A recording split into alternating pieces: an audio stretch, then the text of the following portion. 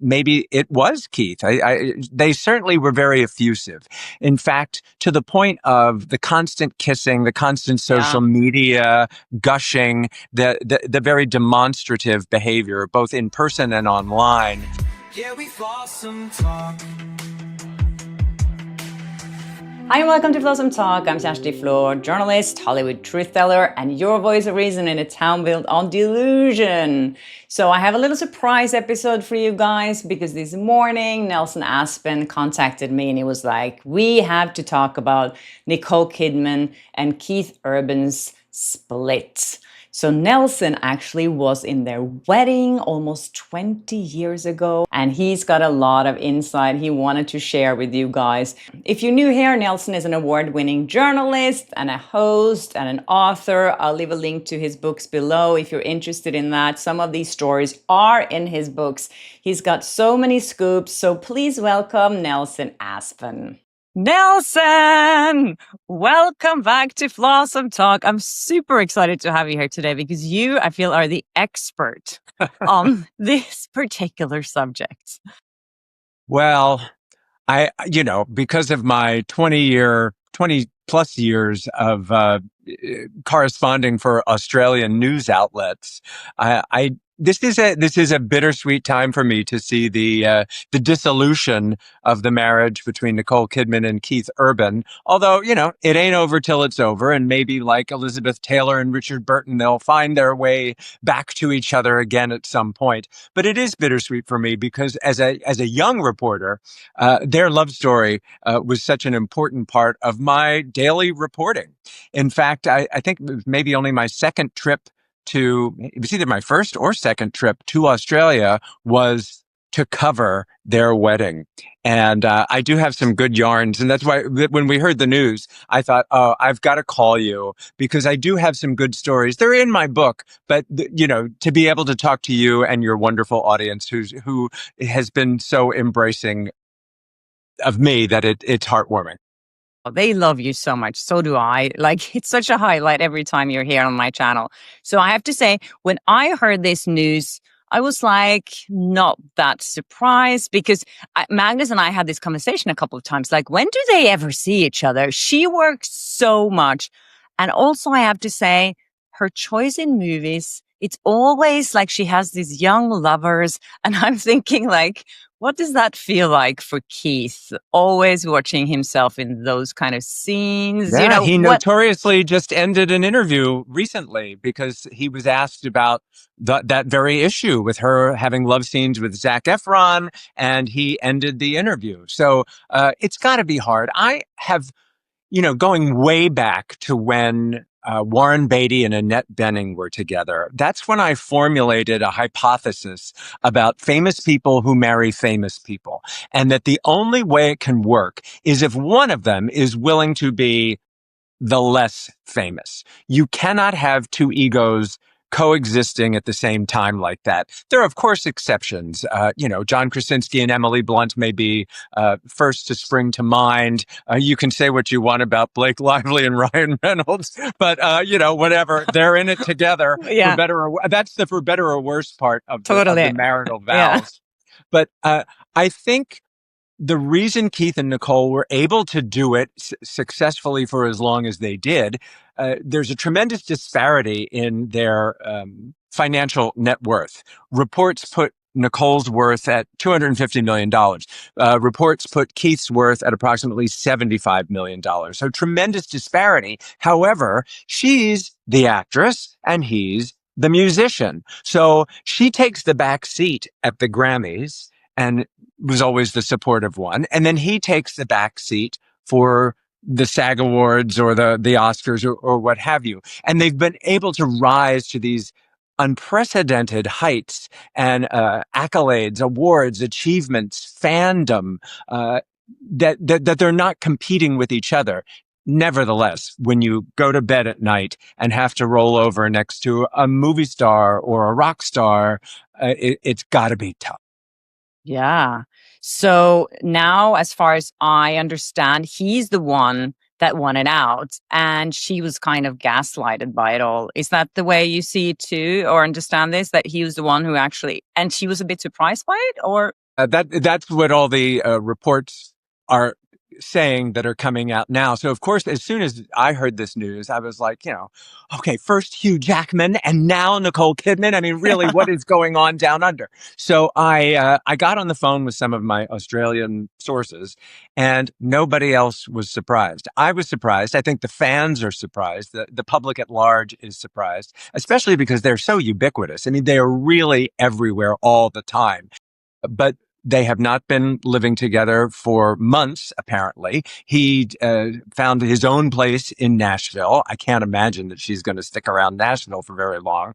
And then, of course, there was the fact that she applied for residency in Portugal. Yeah. This is a new trend I'm finding at cocktail parties here in New York City and around the country. Apparently, it's easy to get a Portuguese visa. So if you want to escape America, you can make a quick dash to Portugal. And so she applied for her visa there, reportedly.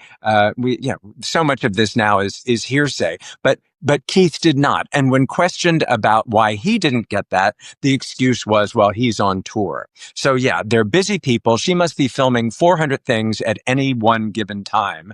And at the end of the day, like any other family, it makes you feel bad for the kids. They've got two teenage girls, and it just can't be easy. She can never be home. I mean, every single year, she is on the list of award movies, whatever, to watch, and she's in TV shows. I find it so hard to believe that could ever work. And then, as you're saying, he's on tour at the same time. Do you think there's been anything else involved here? He said it was lack of intimacy, I think. Where did that come from? Have you heard that? Well, it's hard to be intimate with somebody who's never there. Yeah, and at the end you of the day, can watch her on the screen with Zac Efron instead. Yeah. And you know what? I don't know. She has and now putting Keith into the same category, if they don't in fact work it out, her history of Tom Cruise and Lenny Kravitz and now this. She's got to find. She doesn't have to find. She can be alone. There's nothing wrong with being alone, but not lonely. But she's having a challenge in finding her soulmate, and I think she thought maybe it was Keith. They certainly were very effusive. In fact, to the point of the constant kissing, the constant social media gushing, the very demonstrative behavior, both in person and online, did make a lot of people scratch their heads. However, when I have seen them in person together and have interviewed them on red carpets, there was a time when, and it's always Keith. Keith is the one. Keith is easy. Keith is easy. If you scream Keith, chances are, and he would recognize me from Australian television. In fact, he co-hosted our show one time, so I was dealing with him as a co-host throughout the morning for hours on end. And he's quick-witted and he was funny and he was charming. And seeing them on a red carpet, you can scream at the top of your lungs, as you well know. But it's Keith that will usually steer that. And you'll get Nicole because Keith will come over. So it'll be interesting to see how it turns out. Yeah, I read something about the prenup as well. Did you read about the cocaine clause? Yes. So what does that really mean? Because I saw that he went into rehab only 4 months after they got married. So he obviously wasn't clean then. So does that mean that the whole prenup, like he's not getting that money? Or is it just that he doesn't get that money that 1 year that he did something? Imagine getting back from your honeymoon and then heading to Betty Ford. I mean, it's really something else. But he credits Nicole with keeping him on the straight and narrow for all this time. And thank God he has been that way. But if we are to believe the terms of the prenup that's out there for public investigation, that he would receive $600,000 a year from Nicole in the event of their divorce. $600,000 a year for each year they were married. Of course, it could be null and void by this so-called cocaine clause if he were to slip back into the perils of addiction. It does not seem that that's the case. We certainly hope it's not the case. So that's afterwards. So if he slips into that again, she will stop paying him. I don't know. I don't know at what point that becomes null and void. We would need a lawyer and we would need to see the actual document. But it does make you speculate as to, is there an incentive for either side to hang in there longer? 19 years is a very long time. Yeah. If you're unhappy, it's the blink of an eye if you're happy. And I think put me into to the pile of fans who believed it. I thought they were happy, and I did not see it coming. Wow. Okay, so tell us all the juicy inside details. So you went there to cover their wedding. When was this? In 2006? It's 2006, and that was either my first or second trip to Australia, because I started on that show in 2003, I believe, maybe. Yeah, 2003.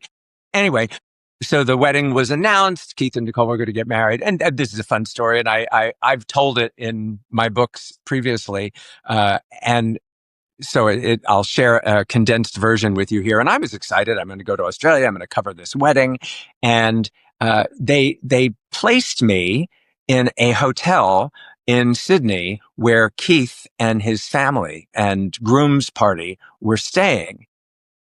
So I could keep an eye on activity. And I was actually on the same floor with the urban family, contingency.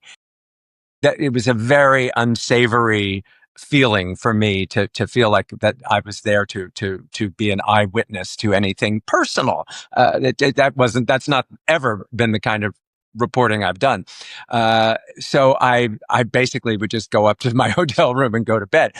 However, during the day, I remember they took us out to the camera crew, and it was a frenzy. It was a media frenzy in Australia. And we drove out to Nicole's home. I don't know if it was the home where she grew up or the home where she was staying with her sister, whatever it was. And there was a media scrum right outside the house, as it goes. And we're waiting there for hours and hours for the garage door to open up. And finally the garage door opens up and this car is coming out, and there's Nicole in the back seat. I think her sister was driving. Somebody else was in the car. She's in the back seat, and all the cameras are going, and I've seen this. We've all seen that on television. Sometimes we've seen it in person, but to be actually in the middle of it was rather terrifying for me, just being shoved around like that with this cameraman yelling at me, get her, get her, get her. And, and to get her attention to our camera, because that was the shot, getting her to look in our camera. And I just remember, everybody's shouting Nicole, and she's not going to look up for her name, obviously, because everybody was saying it. So I thought, everybody in Australia watches our show. I'll say the name of the show. So I called out the name of our show, and she looked up, and they were patting me on the back like, you got the shot, you got the shot. And then I looked back at her and I went, I'm sorry. Because I felt this big. It was miserable. And I made a big decision that I wasn't going to ever do that again. It's one thing to call out on a red carpet to get somebody, what you're signing up for when you're a celebrity walking the red carpet. But just to pull out of your garage, it was terrible. And then I stayed and I reported on the wedding. They gave me a tuxedo that did not fit me at all. So I spent most of the day yanking it up and yanking it up. And I was outside the church reporting on the comings and goings and the arrivals. And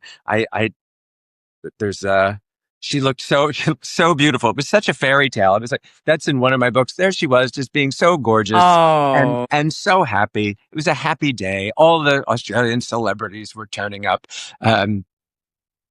And then the next day, boom, then it was over. And they're like, all right, Nelson, back on the plane to Los Angeles you go. So I go to the airport, and I don't know if I was in premium economy or something. I was definitely not in the front of the plane. And I got to the airport, and one of the flight crew at the terminal recognized me and appreciated my work on the show and bumped me up to first class unsolicited. And Nice. I was like, because that's a long ass flight. So I'm very happy to be in the front of the plane. So they say, when you can go into the first class lounge. I'm like, well, don't mind if I do. Thank you very much. So I go in there, and there is Naomi Watts and Connor and Isabella Cruz, the two children that Nicole and Tom Cruise adopted from her first marriage. That the children had been brought to attend the wedding, but the next morning they were back on a plane to Los Angeles, and they were escorted by their aunt, Tom Cruise's sister. So there, and everybody was very friendly and getting along. And I thought, well, I have no place interacting with them. And all of a sudden, they announced that the flight was going to be delayed about 3 hours because of weather. So guess what? You make friends. After about 3 hours in the lounge together, you make friends. And I just remember being struck by what magnificently behaved children Connor and Isabella were, because they were young, but they were perfect kids. They were not impatient. It's stressful. You're waiting for a flight. We get on the flight. We're all together. Yeah, it was very merry and very jolly.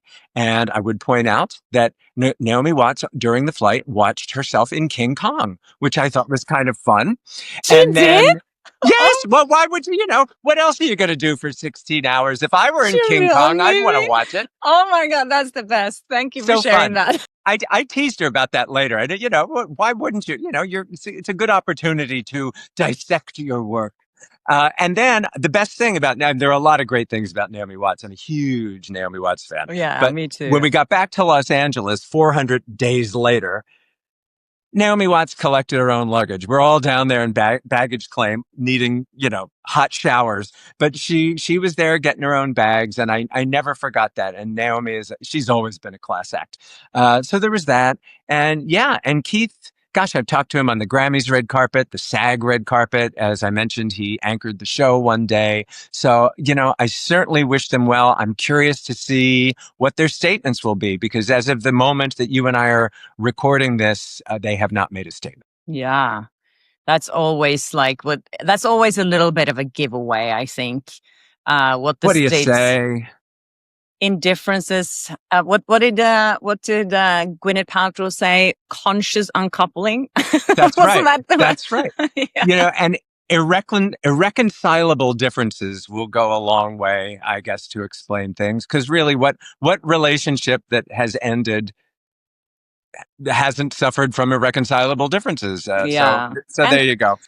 And the kids that are involved. I mean, they're like 14 and 16, I think now. So, but it's still that is a very vulnerable stage in life for kids. I just looked it up. Sunday Rose is 17. Faith Margaret is 14. Okay, I looked at the name. I believe that's right.